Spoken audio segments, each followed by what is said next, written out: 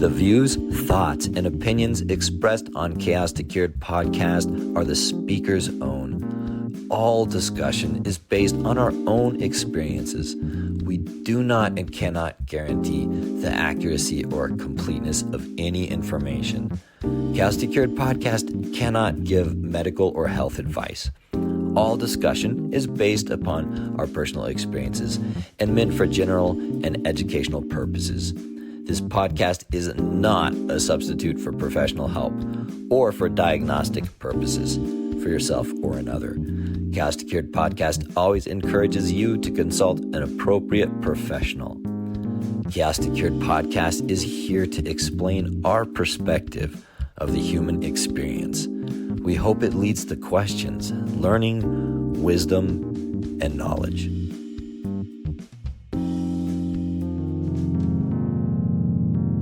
Hello and welcome to a third episode of the Chaos2Cured podcast, where my co-host and I, Jeffrey Freed, are just kind of taking on unique topics and things we're interested in, trying to delve really deep. Please listen to the disclaimer.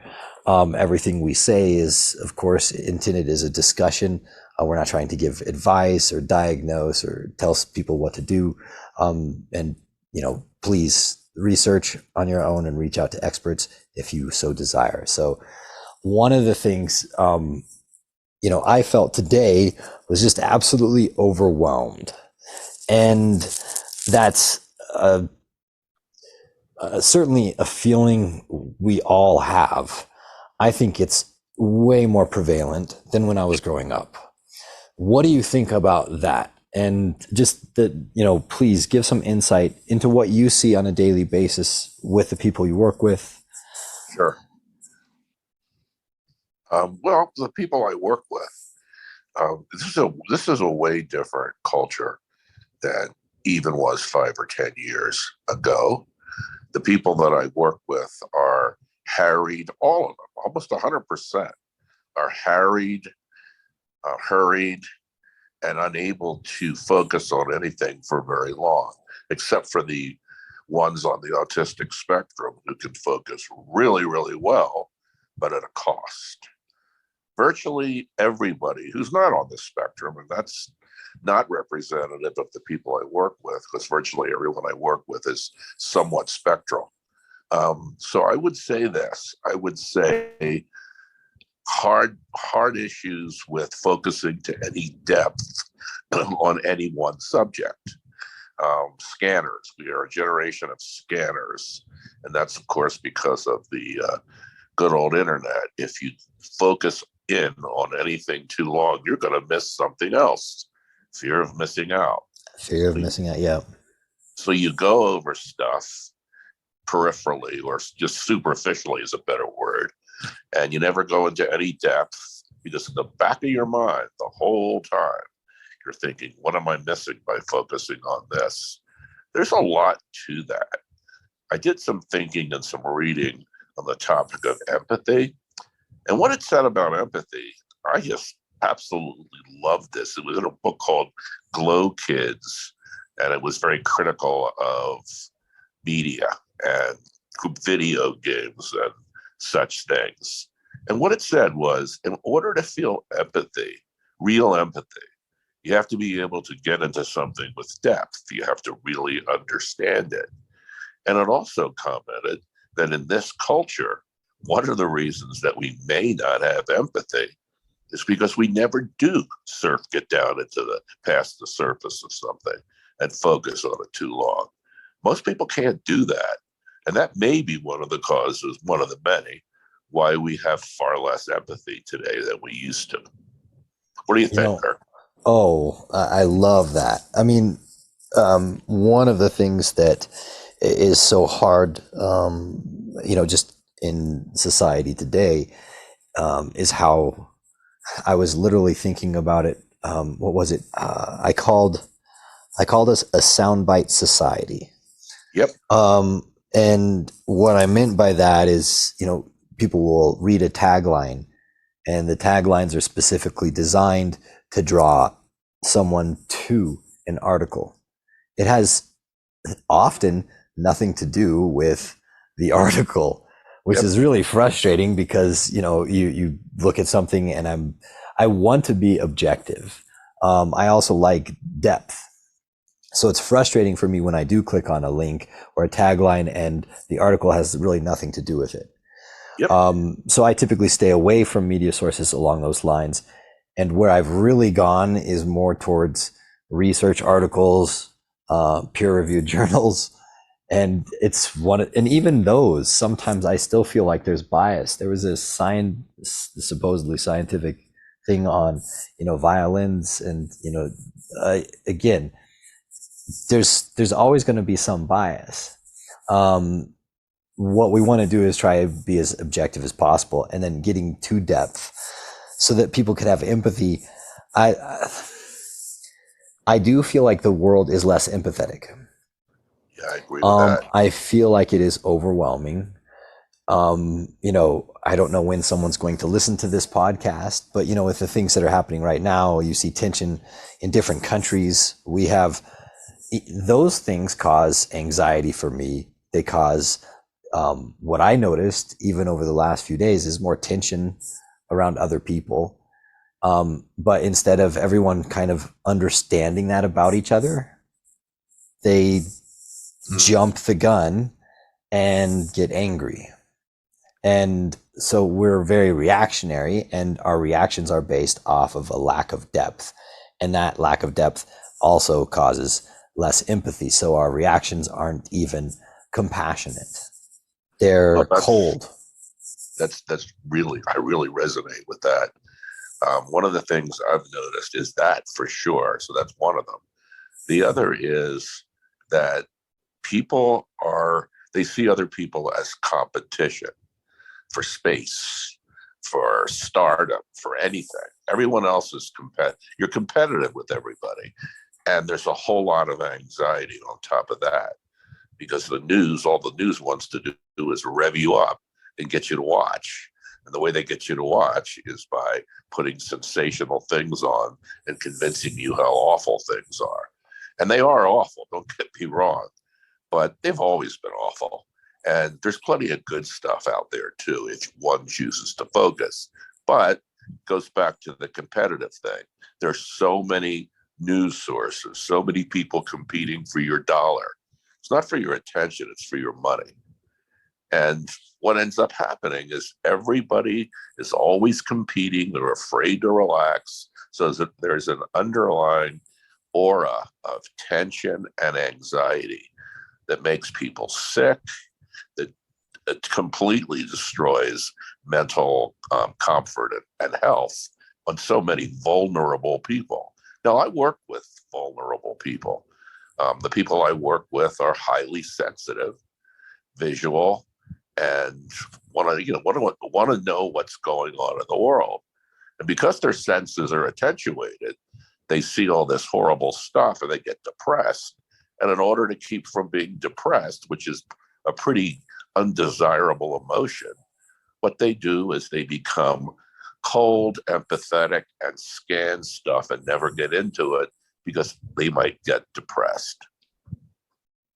React from that. I want to hear what you have to say. It hits home. What's interesting is that, we kind of started this, and we knew we were kind of interested in two subjects. One of them was communication, and then one of them was just that feeling of being overwhelmed. I think that, as we look at some of those things, I think that feeling of being of pressure, of competition, of having to be the best one. I see it all the time with the individuals I work with. They all have to go to the top school. They all have to. So when you brought up competition, it's, it hits on so many different areas. It also hits both on how overwhelmed people can feel, why we start feeling overwhelmed, because we're trying to compete with things that aren't even real sometimes. That goes to social media, Instagram, pictures where only people post stuff that, of course, their happiest moments, the best moments when I'm on this vacation. It's not like you get to do that every single day. Mhm. So, but people don't see it that way. We all, and even I don't, I objectively know that when I'm looking at photos, but even then, sometimes I can feel like envy kind of creeping in, like, oh, look at where they're at. When will I get to go see that kind of a place or Yeah, location? what a loser I must be. I don't get Yes. like that. So it's interesting because that competition, and then the drive for our clicks, for our dollar, pull us towards this whole thing of the what kind of caught me off guard was that how closely related that feeling of being overwhelmed coincides with our inability to communicate. Mhm. And so we're kind of covering both topics. I love it. I know for me right now, with everything that is, whether it's you open up your phone first thing in the morning, and that is something that I suggest people don't do. I'm great at giving advice. I'm horrible at taking it and doing it myself. So, it's the moment you pick up your phone and you just get bombarded with news, and all of the news is fear-based. It's divisive, and we are, in my opinion, I feel like the division is to get, and it is a competition for that dollar. Of But course. the cost of what we're seeing is coming with mental health. It's coming with more kids acting out, more shootings, more suicides, more Yep. anxiety, more depression, more autism, more people on the spectrum. And I mean, we classify these things, but so many things like, OCD, PTSD, bipolar, autism all have so many overlapping symptoms. And that doesn't even begin to get into the plethora of diagnoses that are possible. So again, I think there's so much happening right now.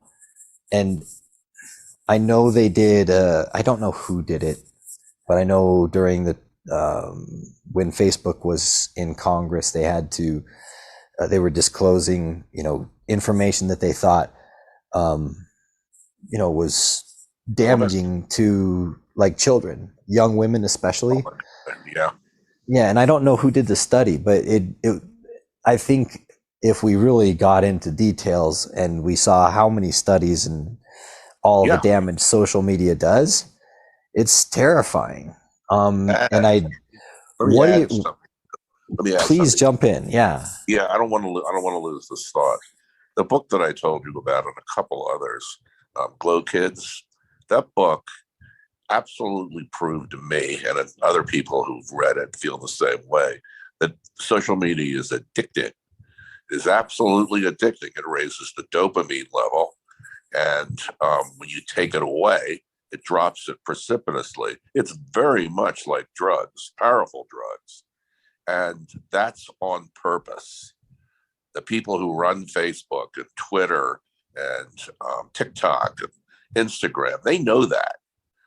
So they know that they're addicting people to the excitement, to the little, what they call the adrenaline rush, the junkie rush, when they get a couple of messages and people are actually paying attention to them, and maybe they could be a star.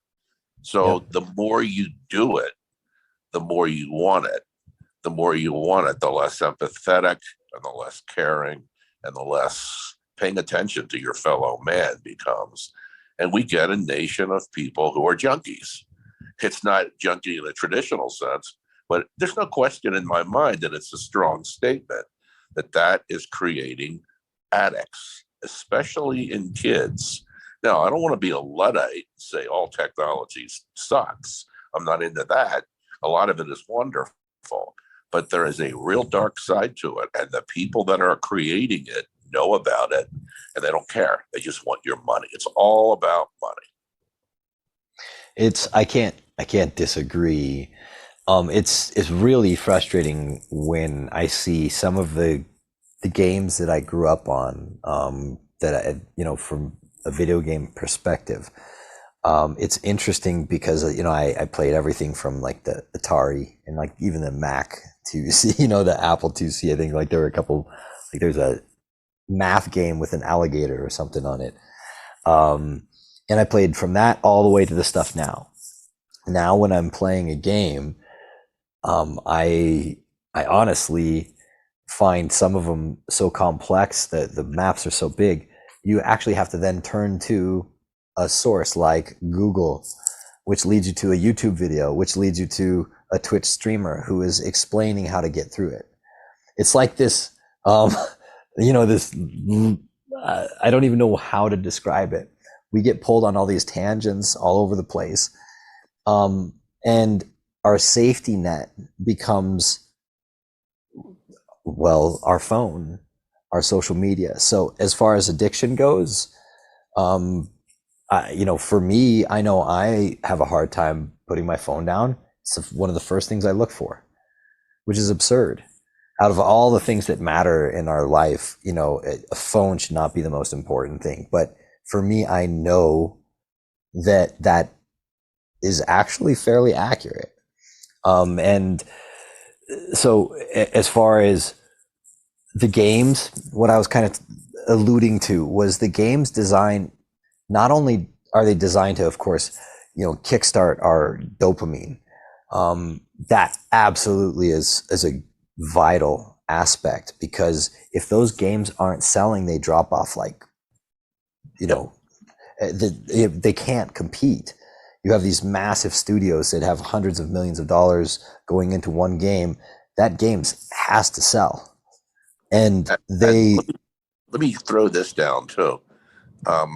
The people that are making the games are very much like the kids that are watching them, and they've latched on to dream jobs for them, and they know how to hook kids, because they just go back to what would hook me. And there are so much in our culture that is now just totally centered around the phone. Can't go to an airport and see one person out of 100, maybe 2 out of 100, who are doing something besides looking at their phones. It has literally taken over our brains. And another thing that has to do with the educational aspect of all this, and the behavioral aspect of all of this, is when people are besieged, that's a purposely chosen word, by sensory bombardment, what they tend to do is they tend to withdraw or shut down or just sort of half focus on everything. And the people that are, and the reason we're seeing so much in the way of spectrum disorders, I don't even want to use that word, spectral conditions, is because people are overwhelmed. And when they're overwhelmed, they shut down. And when they shut down, they don't feel much. So it's pretty hard to feel empathy or worry about ethics when you're not really feeling anything. And I work with mostly people in their 20s, some teens, and people that are older. But my average person that I work with is in their 20s. And they're all like that. And they all know about it, but they don't know what to do about it. And they accept it as reality. So we're in pretty deep here. Well, it was interesting because I felt like you just described addiction. I was trying to look up like what addiction is, like the pure definition. Of course, we can, without looking it up, I know one, of course, it's you need more and more of the same thing. And your body then adjusts to that new normal. Then, of course, you don't do well because you need more of that. So you continue to consume. Well, what happens? We've gotten brighter screens. We have flashier, faster motion, smoother, more realistic games. Everything is to the nth degree. And how do we go past that? And the problem that you had mentioned earlier, where you have, you said we have a society of junkies. And one of the issues is when you get to something like that, where all of our attention is in one place, it's all in social media, it's all about likes or clicks, or that we've we lose the ability to communicate with another person. We stop seeing people as human. We start seeing them as person X, or individual, not even an individual, thing, right? Yep. I can use this person or this thing to get me to this thing. And I've noticed it kind of become more and more intense over the last 4 or 5 years, and even the last 10 years. I mean, when I originally saw, Facebook, it was really mundane, and I didn't necessarily even like it. I certainly didn't get Twitch. People watching other people play games was just odd to me. That's like, watching someone else comb their hair. I don't like, again, I don't get it. I would rather do something myself, like play a video game myself. I was trying to think of an analogy. I can't even think of one. Well, it passes for socialization, playing video games with other people. Kids come home from school and they get on, they play with people all over the world or in their neighborhood or people they had at school. And instead of doing anything outdoors, that's why Americans are so, especially kids, are obese, or so obese. There are so many things wrong with this picture that I would say this to sort of cut it to the quick here. What I perceive of is this reality.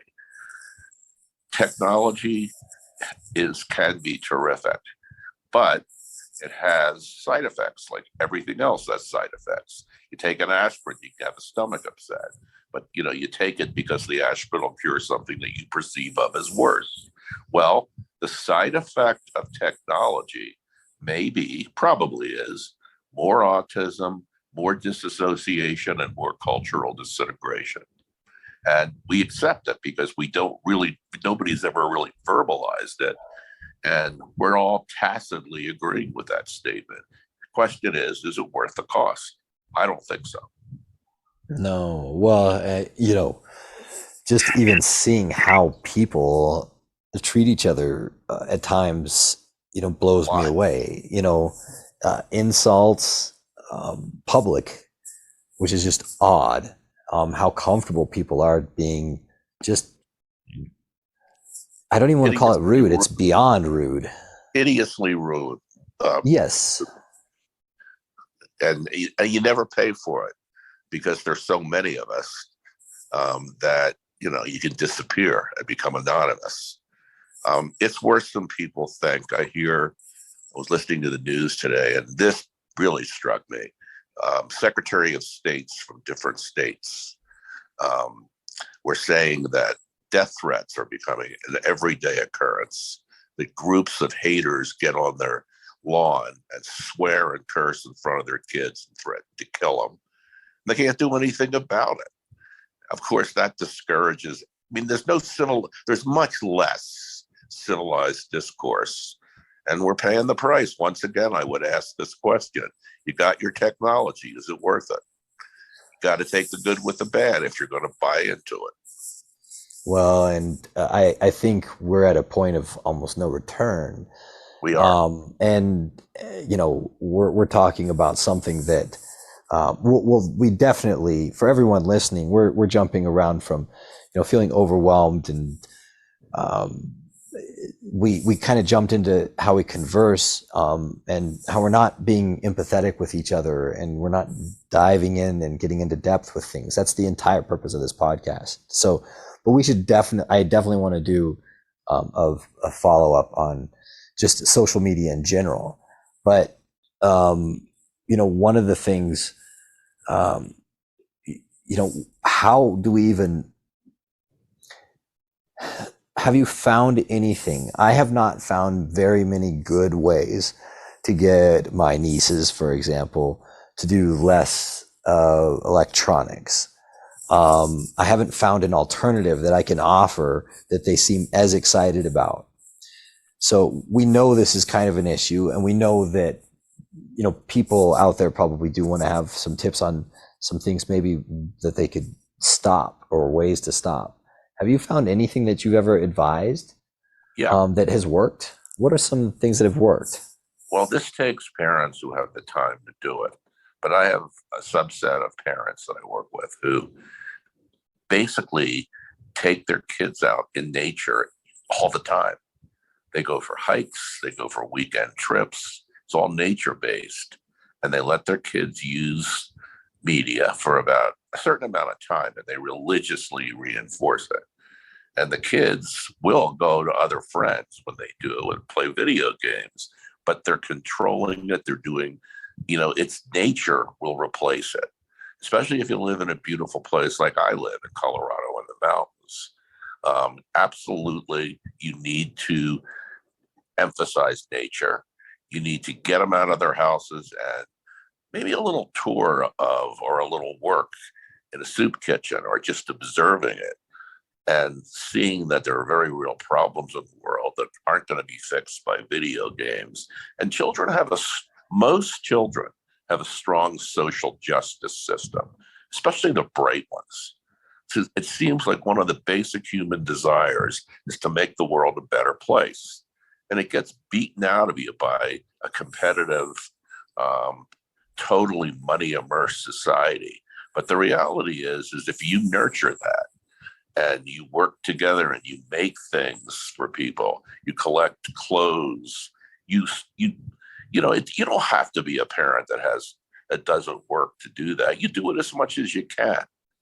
And you don't avoid them games completely and social media completely.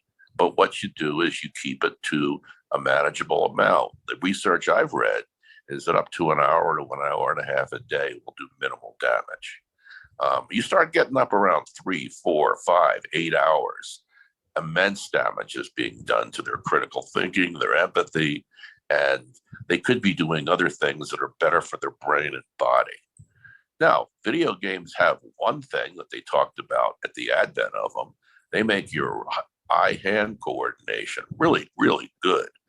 The question is its cost worth it?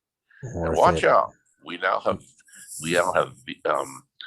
I love that virtual reality stuff, game stuff that is far more immersive than anything out before. And how is it going to get worse? It's just going to get better and more addictive. And you'll have people dropping out every chance they get to go to a better reality. It's a bargain. It may be with the devil, but it's a bargain. Well, I definitely know with each kind of gap forward they make and leap forward, I should say, in technology, the more effective they also become at developing, program systems that we really attach to and that do fire our dopamine. Yep. Whether they, just the sheer amount of data they get and how they can use that now only amplifies their ability to utilize a system that works. So I have noticed consistently they are doing an amazing job making a better game consistently. And anything that isn't like phenomenal gets flamed and destroyed instantly.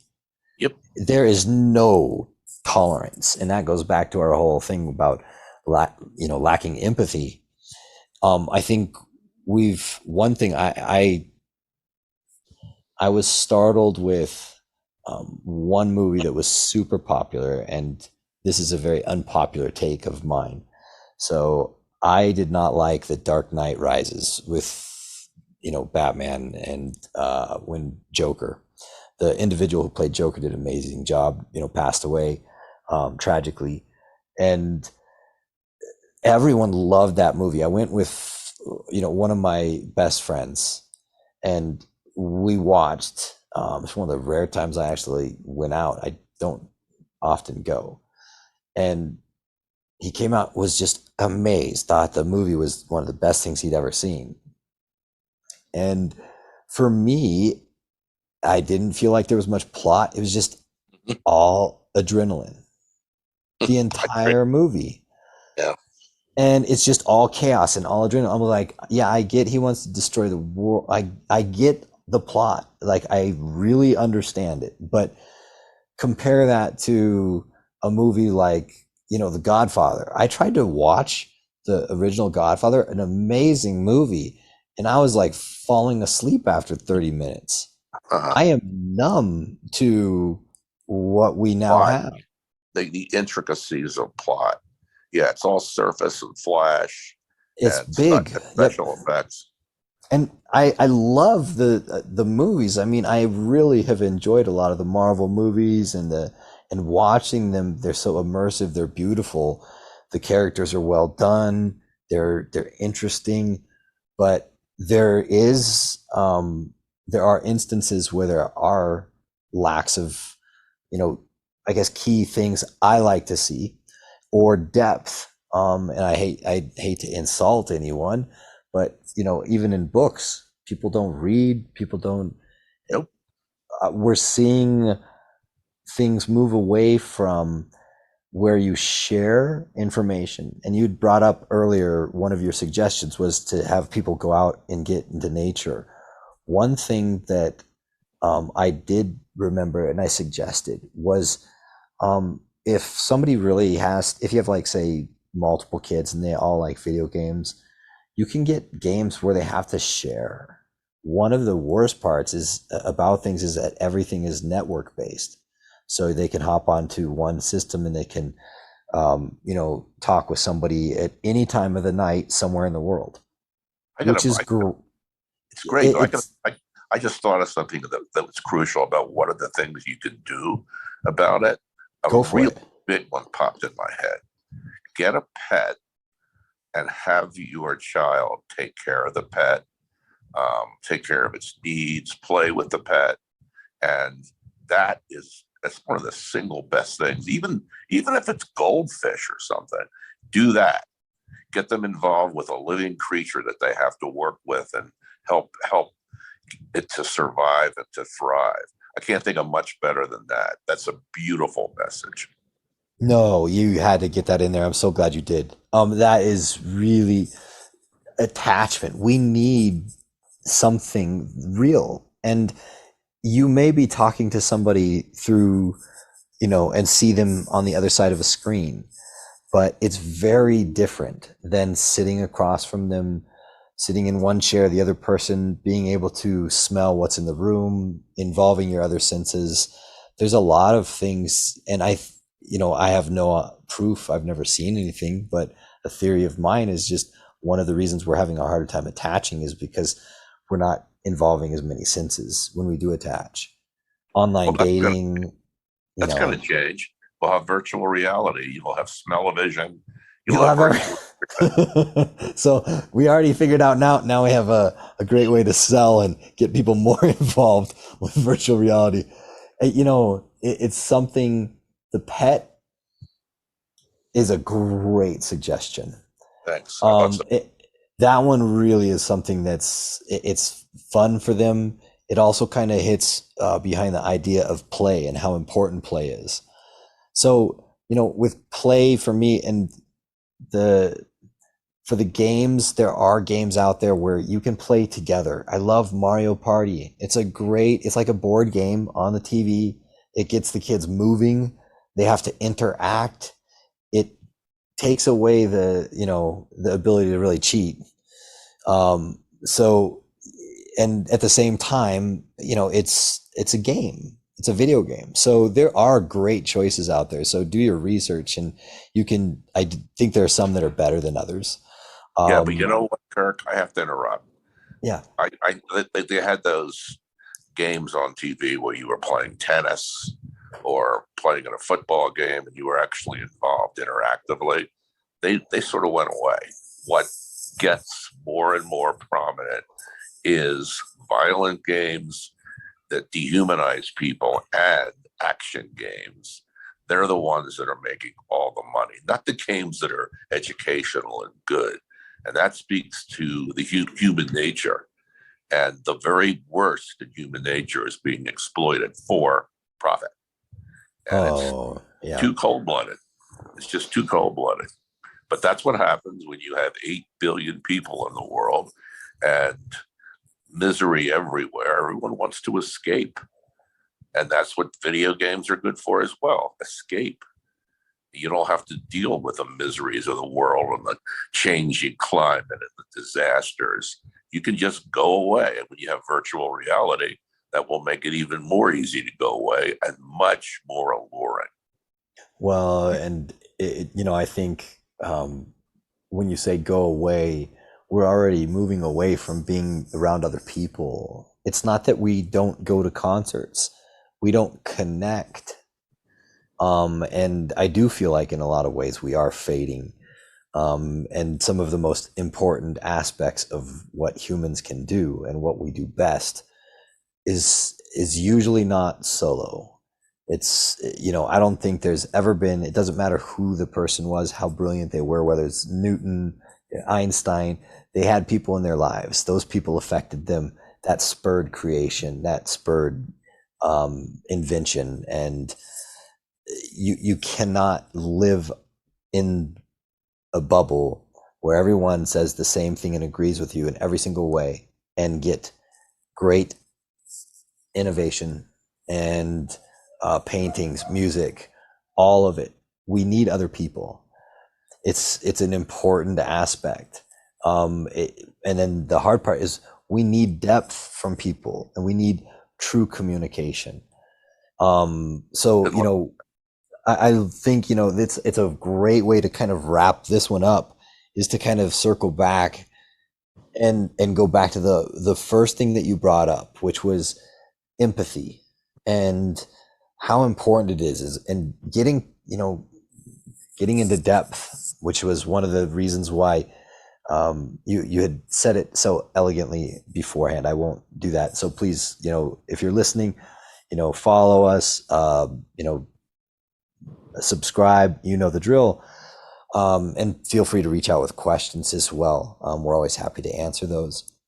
But you said it so beautifully at the beginning, so I don't want to ruin that. I think we definitely need more empathy in this world. We need more compassion. And as far as just being able to see another person as human instead of viewing them as what you said earlier that really hit home for me is competition. Even on Instagram, one person does one thing, another person has to compete with them. I think you hit to make it more outrageous. Yeah. You hit it right on the head. Competition is a phenomenal thing for us in life, but when that is all there is, and it's this whole show was about how things are getting so overdone and we need to go to extremes. The extremes are they're reaching a breaking point. And I think that's what we're seeing is we're seeing human minds actually breaking. Exactly. And that leads into either pulling inwards and, hiding from the world, feeling nothing, or the opposite, feeling everything and being overwhelmed. And we can talk on this for hours. Yeah, so, we can. I really thank you for the time and what a wonderful show.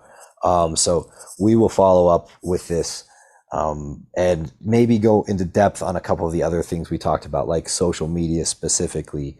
But for all the tips and suggestions, please listen, share and spread, and just be compassionate and kind to other people. Thanks to everybody for listening. You too, brother. Thank you so much for listening to Chaos2Cured podcast. If you enjoyed the show, please share it with everyone you know, and definitely like, follow, and subscribe. Certainly leave a comment if you'd like. Let us know what you'd like us to talk about the next time. Also, in our show notes, there should be direct links where you can follow us on our social media, as well as reach out to us directly. Thanks again, and have a great day.